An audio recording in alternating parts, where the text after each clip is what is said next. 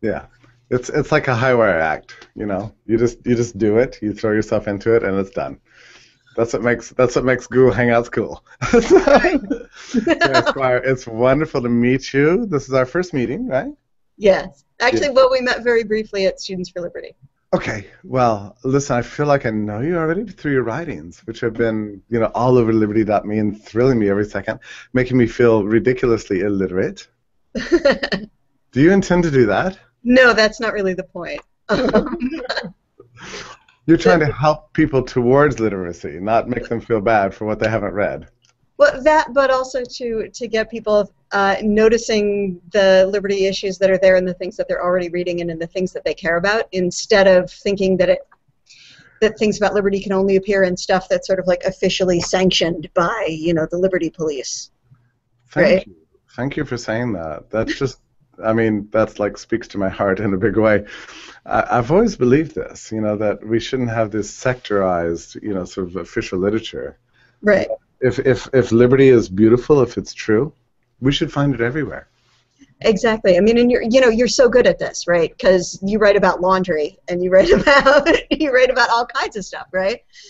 Because you see the world through the lens of the things that you care about, right? And so the issues about liberty and the issues about P2P exchange and the issues about peacefulness all sort of glow for you when you look at the world through that lens. And so Yeah, yeah. doing that with what we're reading, whether it's, it doesn't matter what it is. Right. We're watching movies, we're listening to music, we're reading literature, we look at paintings. I don't know. I'm not sure that's ever happened to me before, but it, it has occurred to me that there's certain architectural elements to the liberty. Oh, sure. Thematics. Yeah, yeah. And have you seen that picture that's been going around Facebook of a little girl? I think she's looking at a Degas painting of a dancer, and the dancer is sort of like this, and the little girl who's maybe about 3 and wearing a tutu is doing exactly the same move in front of the painting, and you can see how she's feeling that freedom and that Yeah. sort of emotion inside. Yeah, Of yeah. Wonderful. Well, and really, the dance is a means by which people can discover freedom. I first began to think about this idea of liberty in practice some years ago when a friend of mine opened up a ballet studio in the town in which I live. Oh yeah. And suddenly, basically 100 young girls had access to an art to which they had previously been denied access. Yeah. And my thought was, this woman entrepreneur who opened up this ballet studio has made the world a better place, Yeah. has improved the world in substantive ways. Yeah. And that was exciting for me because it was the first time it ever occurred to me that the way to change the world is through innovation and through creativity and through taking risks and doing new, beautiful, wonderful things. Have you read Virginia Pastrell's new book on Glamour? Oh God, I need to. I reflect quite often on her book that she wrote some years ago. About The Future and Its Enemies. Yeah. Yeah. I mean, it was funny, Sarah, about that. Well, I reviewed it, and I was kind of wicked towards it. I was like seizing on what I thought were ideological deviations within the book, and almost like I brought to the book a certain bias. Yeah. And I regretted that later, and I reread the book, and it was like a revelation. I thought, this woman saw the critical battles of our time. I mean, like, if you had read that book, you would have seen 10 years of future politics, basically. Yeah. Yeah, I mean, it was so darn insightful, and I actually wrote an article kind of like explaining this, and then I pinged it to her, and I said, Virginia, I just want you to know that I was unfair to you the first time I reviewed your book. Now I reread it, and it like blew me away. And so she was like, she was still smarting from my early review, but she was a good sport. She was a good sport. But anyway, so in the opening of the new book on Glamour, she talks about a young woman from Sierra Leone who was in an orphanage when she was tiny, and found a picture somewhere of a ballet dancer doing a jeté through mid-air in this beautiful pink costume, and the little girl said, that I want to be that. I want to be that lady when I grow up. She was adopted to the United States by an American couple who gave her ballet lessons, and she's now a professional ballerina. That's what she does. Wow. And Virginia makes this whole point about sort of the motivating force of glamour and the way that it gives you a focus for your desires and your dreams, and it just ties in. So you have to read it because it's a very. I mean, it sounds like a scary book for me in a way. I mean, like I'll become obsessed with it for 48 hours probably. Yeah, you're right. I just watched the movie Black Swan, which I have not seen. Oh, it's so worth it. Oh my God. Yeah. Yeah, what a beautiful tribute to excellence and the obsession with perfection. Yeah. I mean, not a tribute, but also a warning. You know, just a lovely movie in so many ways. Well, Sarah, we're off track, which is great and fun. That's the whole point of life, off track. You have written an introduction to two of Henry David Thoreau's greatest works to be published on Liberty.me, right? Yes, which is being taken from the article that I did for the Freeman. Yeah, can you tell me about Thoreau and about his uniqueness in American culture? Yeah, well, I think the place to start with Thoreau is that what everybody knows about Thoreau is that he's this guy who decided to go live in the woods for a while, and he wrote a book about it that everybody has to read when they're in high school, right? And that's kind of that's the thing that everybody knows. Why do we have to read it in high school? I mean, how is it entered into the canon? Well, I think it does a couple of things. First, it's a beautiful example of 19th century American transcendentalist writing, which is a really important school of writing in American literary history. Second of all, it has that sort of American independence, right? I'm going out into the woods. I'm gonna try this path of my own that nobody else is trying, and I'm gonna see what I can discover through that. And third, it ties in nicely with a lot of the history of American nature writing and American interactions with the frontier and with wild places, right? But there's a lot more to Thoreau, and there's a lot more accurate things to say about Thoreau than sort of that cartoon the picture. Politics is not really the reason for its introduction into the canon. For Walden? No.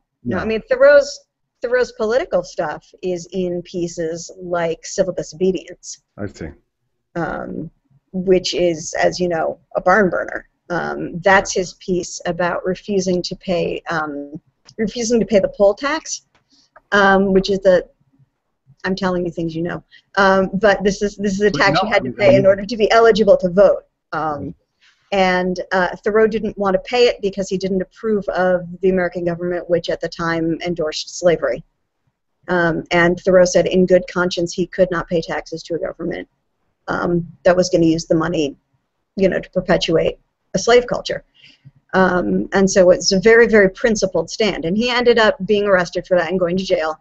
He only spent one night there because his buddy Emerson bailed him out. Hey, that's a lot of time to spend in jail. Actually, I spent less time in the jail than that, and I was traumatized forever by it. And I had street cred. So far, they haven't caught me yet, so I haven't done any time. But I'm confused. I really want that on video.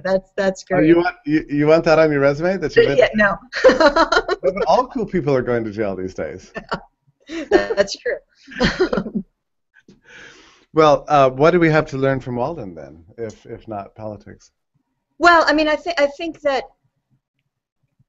the thrust of the book is not primarily political, but I think that the thrust of the book is primarily about disconnecting from politics in a lot of ways, and about stripping down. I think that what Thoreau is really interested in doing, and it's an experiment for himself, right? It's not a program that he wants everybody to follow. It's an experiment for himself. He wanted to go out to the woods. He had a book that he wanted to finish, his first book that he was writing about a trip on a river. Right, so he wanted to write that book. He had just, he had just had a loss of, I think, a brother or a best friend. I can't remember offhand, and I didn't study before this because I didn't know you were going to be broadcasting it. So I'm not quite sure, but he had just lost someone who was very close to him, and he just wanted to get away Yeah. And he wanted to focus on the writing and just do that. And so the question that he posed for himself was, what are the things that I can do without in order to be able to focus completely on the work, completely on the task of thinking and of writing? Right? So, you know, can he do without a steady income? Can he do without a house that he'd have to pay rent on, for which he would need a steady income? Can he do without massive social life? Can he, you know, what things can he get rid of in order to really focus on the task? And so that, a lot of that is what Walden is about. It's not these are important questions. I mean, these are questions that people hardly ever ask themselves, actually. We go through lives just taking for granted everything we have around us, accumulating ever more and more and more and more stuff without thinking about where it comes from or why it matters. Right, and assuming that we need all of it because we have all of it. Right. But we don't have a clarity about what's necessary, or even a sense of where it comes from, or what to do with ourselves in its absence, really. So I could see this as a very interesting, useful exercise. Right, and it's, you know, Lord knows I'm not a minimalist. Nor am I. Right. I have way too many shoes. But it's an interesting experiment. You know, it's sort of like playing the if the house burned down, what would I grab? Right. Kind of a game. I mean, clearly it's the iPad, and we all know that. But there was a funny thing. Yeah, there we go. There was a funny meme online the other day that had Maslow's hierarchy. Yeah. And a new box underneath that said Wi-Fi. Well, yeah. Right. I'd be fine in the woods for 2 years as long as I had, you know, Ethernet cable. Well, I've had, Sarah, for years I've had people try to convince me to go to a monastery to do a retreat. Yeah. And which I could do. I love the idea of being in this tiny room in a hard bed with a little crucifix above me, you know, for like a week. It's so long as I had Wi-Fi. I would be perfectly fine. After that, I would say you're not doing it right. Right. Too much suffering for this world. Yeah. I'll wait till purgatory for that.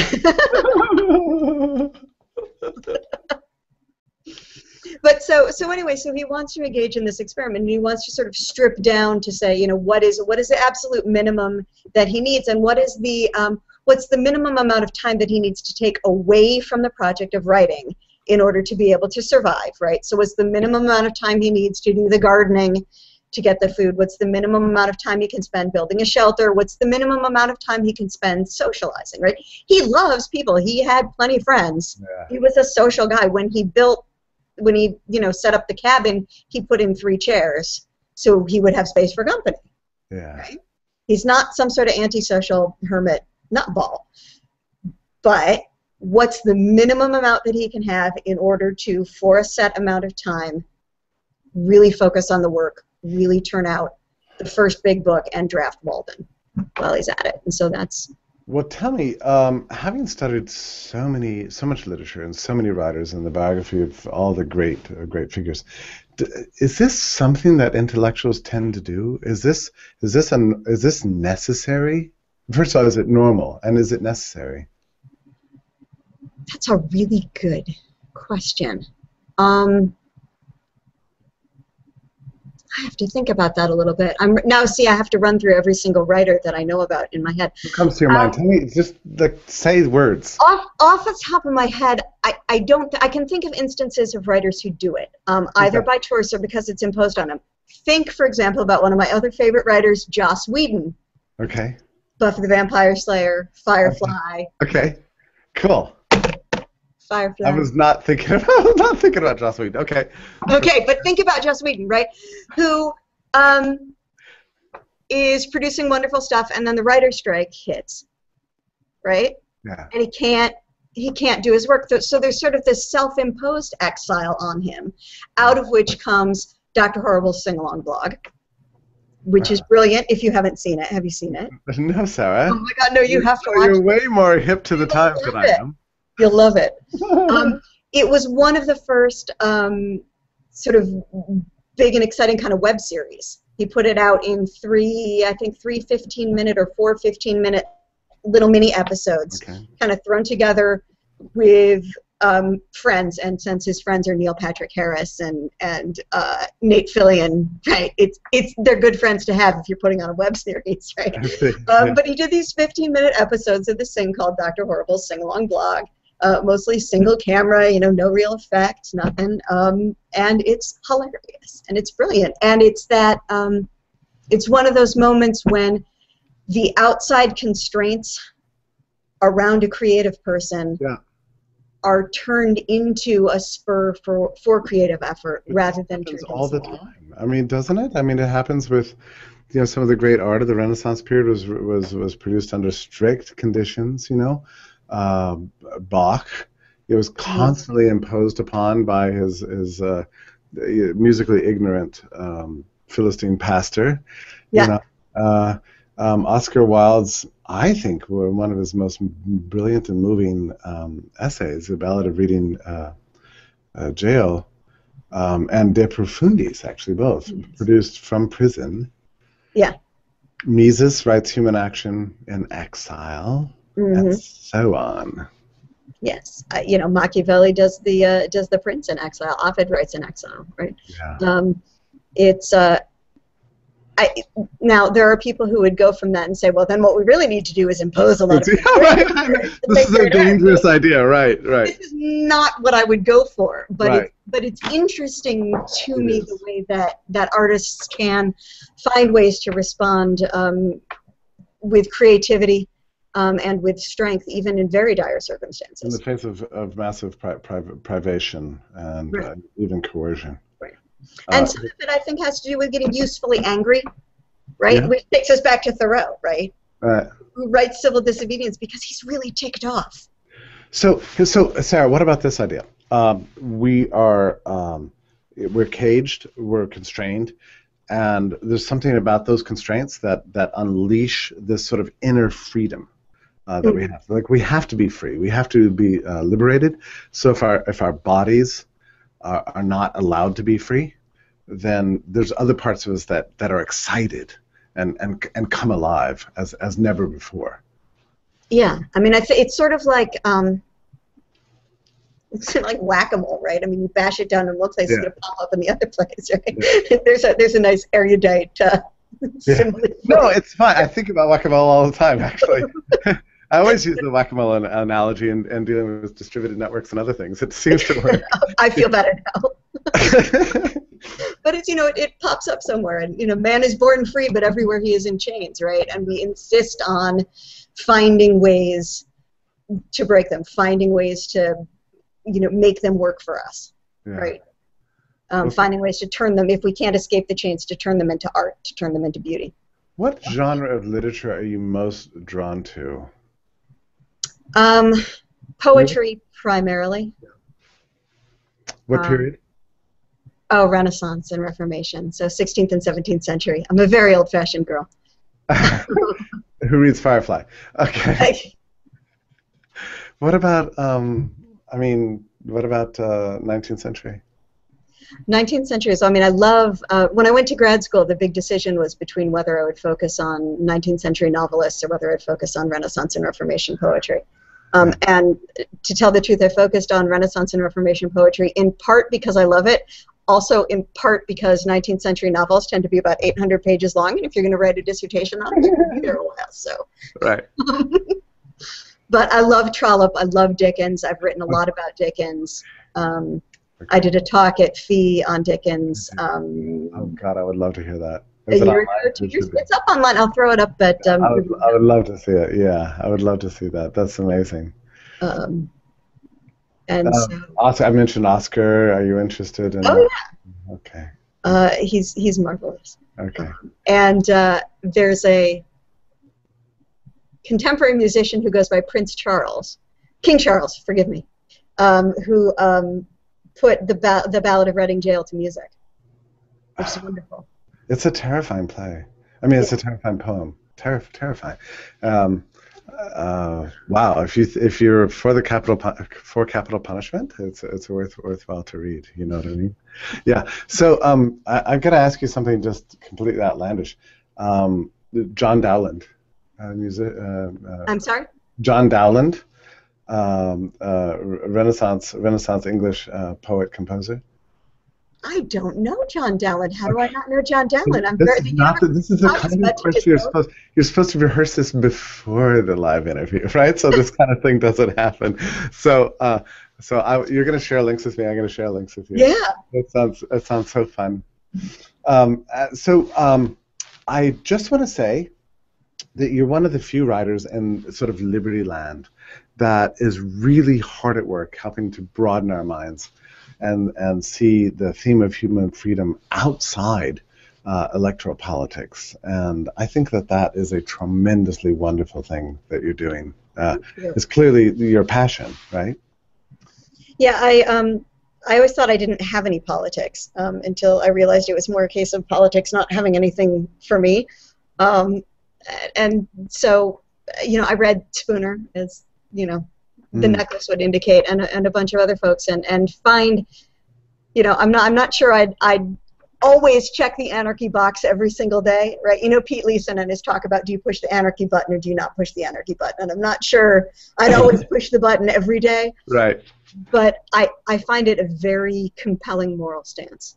Well, to presume the absence of a kind of external coercive force that somehow everybody believes is holding the world together, and rather see the internal workings of a social order that are inherently creative and orderly. I think it's almost a first condition of literary creativity and even intellectual imagination. Yeah, I think that you're probably right.